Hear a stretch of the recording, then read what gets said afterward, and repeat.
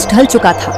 आकाश पर हल्की लालिमा छाई हुई थी। धूल से भरी हवाओं के साथ पुरानी बयार चल रही थी। पेड़ पौधे भी थके हुए लगते थे। उस मौसम में एक गांव था, राजपुर।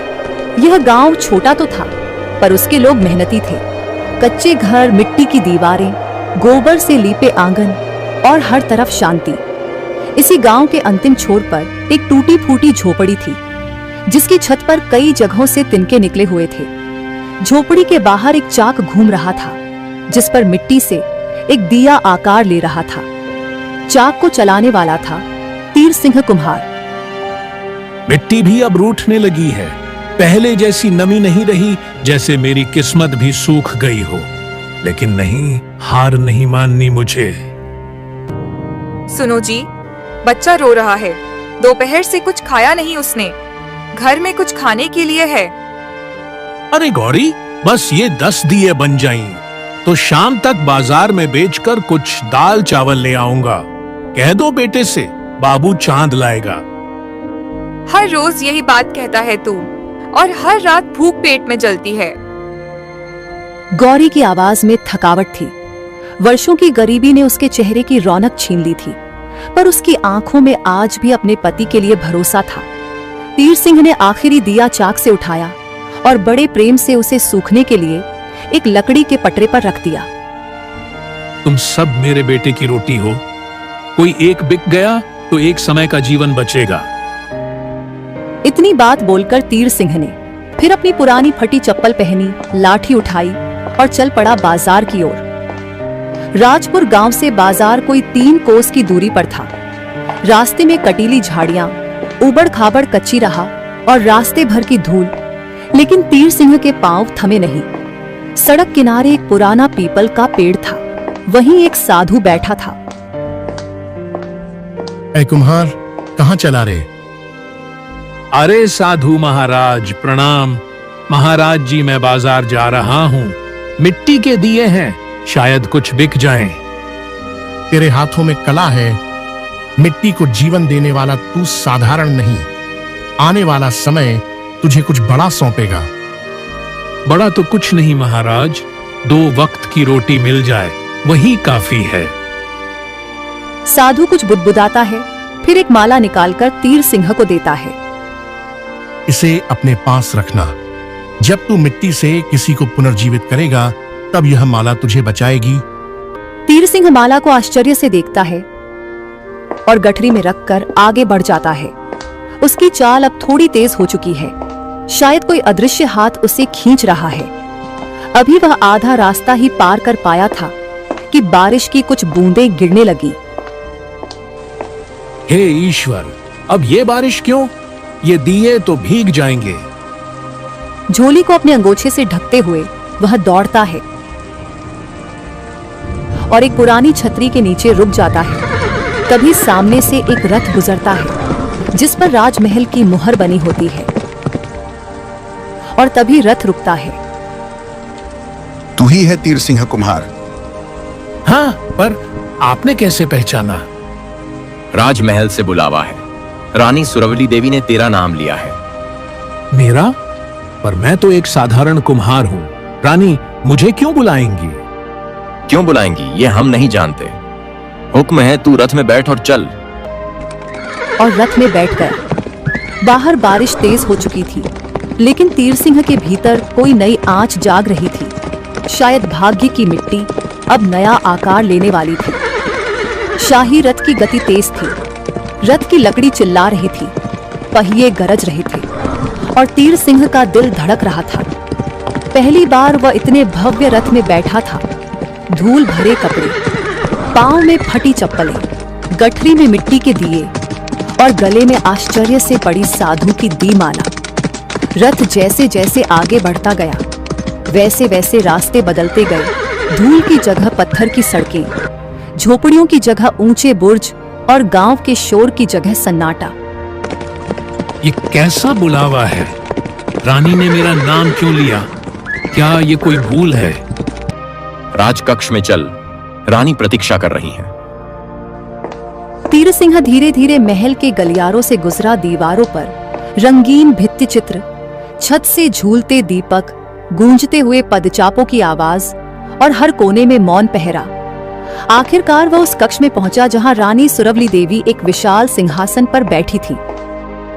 उनका चेहरा गंभीर था, आंखों में दर्द और अधरों पर मौन। प्रणाम महारानी, आप जैसी देवी के सामने मेरा क्या स्थान। मैं तो एक साधारण कुम्हार हूँ। कुम्हार, तेरा नाम तीर सिंह है ना? हाँ महारानी, मैं वही हूँ। तीर सिंह, मैंने तुझे इसलिए बुलाया क्योंकि तेरे हाथों में जीवन का वरदान है। जीवन? महारानी, मैं तो मिट्टी से दिए बनाता हूँ, जीवन नहीं। मेरी एक इच्छा है और ये इच्छा एक राज है जिसे आज तक किसी ने नहीं जाना। मैं तुझ पर विश्वास करती हूँ क्योंकि एक साधु ने मुझे तेरा नाम बताया था। साधु? वो जो रास्ते में मिले थे, उन्हीं ने मुझे माला दी थी। वही साधु, वही हमारे कुलगुरु हैं और उन्होंने कहा कि एक दिन एक कुम्हार आएगा जो मिट्टी से इतिहास गढ़ेगा। यह मेरी बेटी की मूर्ति है जिसका नाम राजकुमारी चंद्रिका था। वह आज से 10 वर्ष पूर्व इस महल से लापता हो गई थी। तब से हर साधु, ज्योतिषी, राजवैद्य ने कहा उसकी आत्मा अब केवल मिट्टी के माध्यम से पुनः प्रकट होगी और वह काम सिर्फ कुम्हार कर सकता है। महारानी, आप मुझसे क्या चाहती हैं? मैं चाहती हूँ कि तू मेरी बेटी की ऐसी मूर्ति बनाए जिसे देखकर उसकी आत्मा फिर से महल लौट आए, परंतु मूर्ति वैसी होनी चाहिए जैसी वह पहले थी, जीवित, सुंदर और पवित्र। पर महारानी, मैंने अब तक कभी किसी को देखकर मूर्ति नहीं बनाई और यह तो आत्मा की बात है। तीर सिंह, मेरे पास और कोई उपाय नहीं। तुझ पर मुझे और उस साधु को भरोसा है। तू चाहे तो पूरे महल में रहकर काम कर सकता है। अगर यह सच में भाग्य की माला है तो मैं प्रयास करूंगा, चाहे जान भी चली जाए, पर आपकी बेटी की आत्मा को वापस लाने का प्रयास करूंगा। तेरे लिए विशेष कक्ष तैयार किया जाएगा। तू जो सामग्री मांगेगा तुझे मिलेगी, पर याद रहे यह कार्य एक रहस्य है, इसे कोई और न जाने। तीर सिंह को एक गुप्त कक्ष में पहुंचाया गया। पत्थर की दीवारें, छत से लटकते दीप और एक बड़ा चाक। उसे अलग अलग प्रकार की मिट्टी, औषधियां, औजार और एक संदूक दिया गया जिसमें राजकुमारी चंद्रिका की तस्वीरें, वस्त्रों के टुकड़े और गहनों की छाया थी। यह मेरा जीवन का सबसे बड़ा काम है, या शायद आखिरी। चाक घूमने लगा, मिट्टी आकार लेने लगी और एक कुम्हार जो अब सिर्फ दिए नहीं, भाग्य गढ़ रहा था, उसने इतिहास को आकार देना शुरू किया। हे धरती माता, आज मैं तुझसे जीवन मांगता हूँ। कोई दिया नहीं, कोई हांडी नहीं। आज तुझसे बेटी की आत्मा को वापस बुलाने का वरदान मांगता हूँ। चाक घूमने लगा। तीर सिंह के हाथों की गति धीरे धीरे तेज होती गई, पर हर बार जब वह चेहरा गढ़ता, किसी एक भाव में गलती हो जाती, आंखें उदास बनती, होंठ सिसकते नजर आते। ये कोई साधारण मूर्ति नहीं है, इसमें कोई और शक्ति काम कर रही है। अचानक उस रात कक्ष की दीवार से धीमी सी आवाज आई, जैसे कोई किसी दीवार के पीछे धीरे से बोल रहा हो। तीर सिंह, तीर सिंह। अरे कौन है? मैं वही हूँ जिसकी प्रतिमा तू बना रहा है। राजकुमारी चंद्रिका? क्या ये सच है? तभी एक अजीब सी ठंडी हवा कमरे में फैली। चाक खुद ब खुद घूमने लगा, मिट्टी के टुकड़े उड़कर हवा में लहराने लगे। मेरी आत्मा इस महल में कैद है, तीर सिंह, और जब तक मेरी मूर्ति मेरी असलियत को नहीं दर्शाएगी, तब तक मैं मुक्त नहीं हो सकती। मुझे बताओ, क्या असलियत छुपाई गई है? तुम्हारे साथ क्या हुआ था? मुझे जहर देकर मार दिया गया था और मेरा दोषी कोई बाहर का नहीं, इस महल का ही कोई था। क्या? और रानी तो दिन रात तुझे याद करती हैं। माँ को सच्चाई नहीं पता। उन्हें बताया गया कि मैं जंगल में खो गई, पर मेरा शव इस कक्ष के पीछे दीवार में दबा दिया गया और मेरी आत्मा तब तक चैन नहीं पाएगी जब तक मेरी मूर्ति में मेरी पीड़ा ना झलके। अगले दिन से उसने प्रतिमा को एक नए भाव से गढ़ना शुरू किया, जिसमें सौंदर्य भी था और वेदना भी, 3 दिन और 3 रातें बीती।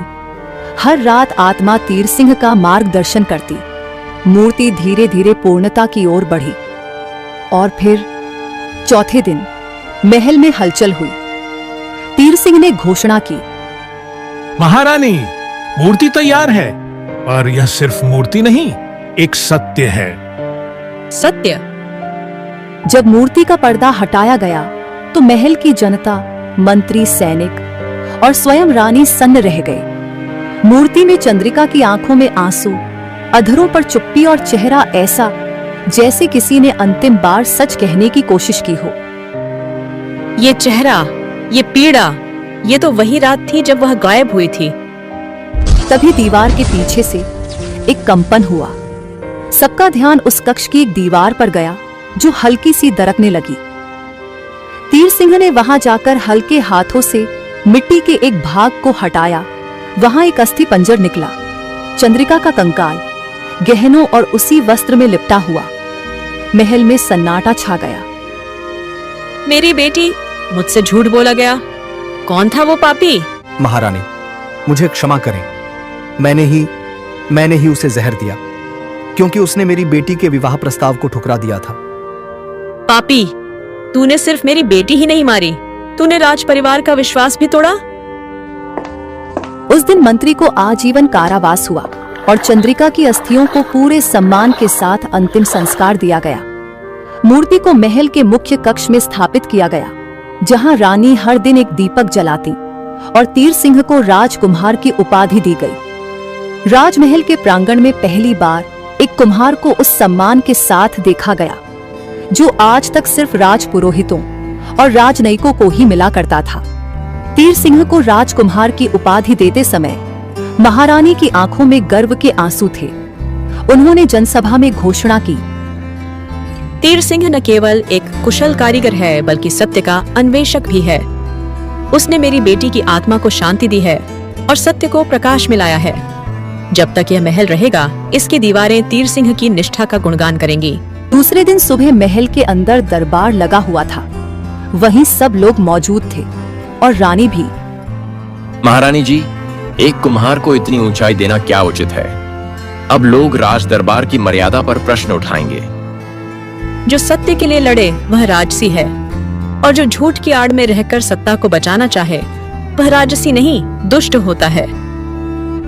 मंत्री विष्णुदत्त भले ही चुप हो गया, पर उसके मन में तीर सिंह के विरुद्ध जहर भर चुका था। वह जानता था अब उसकी सत्ता खतरे में है।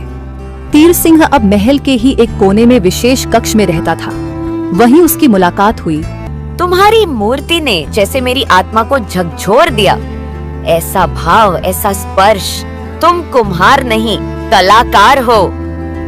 मैं तो बस मिट्टी से बात करता हूँ, वो भाव शायद उसी से मिलते हैं। दोनों की मित्रता बढ़ने लगी, पर इसी बीच कुछ अजीब घटनाएं महल में घटने लगी। रानी की मूर्ति के सामने जले दीपक अपने आप बुझ जाते। कभी कभी मूर्ति की आंखों से बूंदें गिरती, जैसे वह रो रही हो। रात का समय, महल में सन्नाटा। तीर सिंह दीपक लेकर मूर्ति के पास पहुंचा। क्या फिर कोई पीड़ा है राजकुमारी? क्या कोई और रहस्य बाकी है?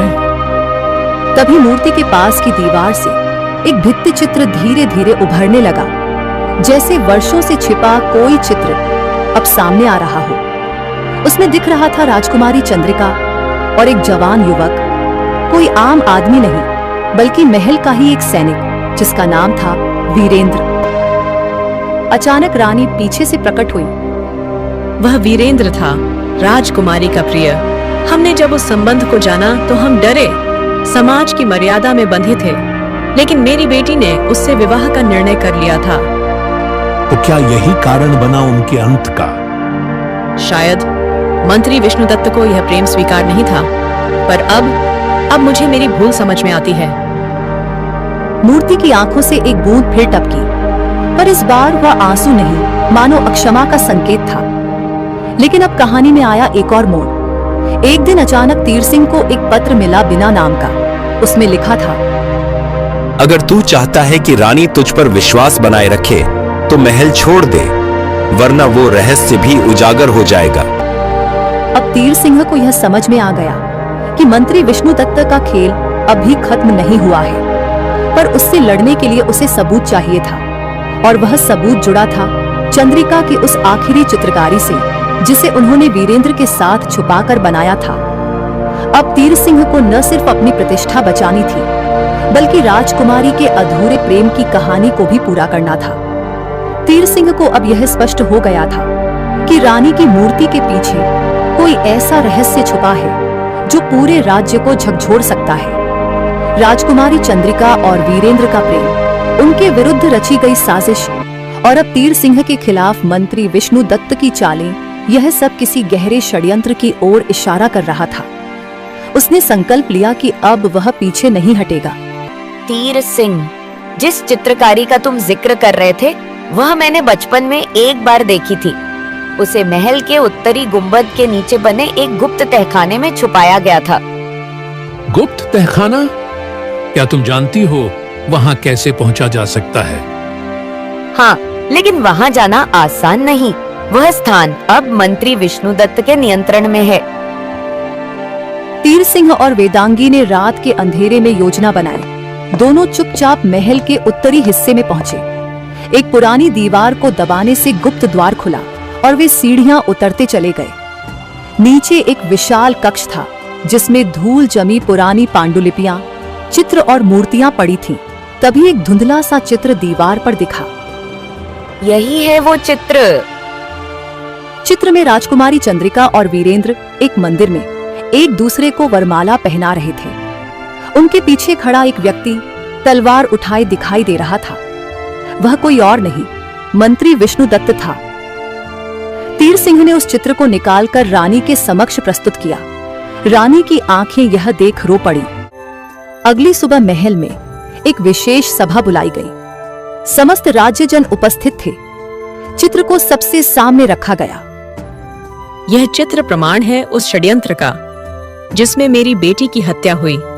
मैं अपनी चुप्पी के लिए राज्य से क्षमा मांगती हूँ। और अब समय है कि हम सच्चे अपराधी को दंड दें। मंत्री विष्णुदत्त सभा में उपस्थित था। जब चित्र सामने आया तो उसके चेहरे का रंग उड़ गया। यह सब झूठ है। यह चित्र किसी ने बनवाया है। यह षड्यंत्र मेरे विरुद्ध है। यह चित्र राजमहल के तहखाने से निकला है। ये सब सुनकर सभा में सन्नाटा छा गया। राजा की अनुपस्थिति में रानी ही राज्य की सर्वोच्च न्यायाधीश हैं। उन्हें निर्णय लेने का अधिकार है। मंत्री विष्णुदत्त, तुमने मेरे भरोसे को धोखा दिया। मेरी बेटी को मृत्यु की नींद सुलाया और राज्य को अंधकार में डुबोया। मैं तुम्हें राजद्रोह, हत्या और षड्यंत्र के लिए आजीवन कारावास का दंड देती हूँ। मंत्री विष्णुदत्त को सैनिकों ने पकड़ लिया। महल में वर्षों बाद न्याय की गूंज सुनाई दी, लेकिन तीर सिंह का काम अभी समाप्त नहीं हुआ था। कुछ दिन बाद तीर सिंह ने मिट्टी की एक नई मूर्ति बनानी शुरू की। राजकुमारी चंद्रिका और वीरेंद्र की, जो एक साथ मुस्कुराते हुए खड़े थे, जैसे उनकी आत्मा को अब शांति मिल गई हो। ये तो जैसे उनके अधूरे प्रेम की पूर्णता हो। हाँ, यही तो था इस मूर्तिकार का सबसे बड़ा कार्य। अब मेरा काम पूर्ण हुआ। तीर सिंह ने उस मूर्ति को मंदिर में स्थापित किया, जहां हर वर्ष चंद्रिका वीरेंद्र स्मृति दिवस मनाया जाने लगा। वर्षों बाद भी लोग कहते रहे, मिट्टी से जो सच्चाई निकले वह पत्थर से भी कठोर और अमर होती है, और जो सत्य के लिए खड़ा हो वही सच्चा राजकुमार होता है। कहानी से हमें सीख मिलती है कि सच्चाई चाहे जितनी भी दबा दी जाए, एक दिन वह जरूर उजागर होती है, और जो व्यक्ति अपने हुनर और निष्ठा से न्याय की राह पर चलता है, उसे अंततः सम्मान, प्रेम और अमरता प्राप्त होती है।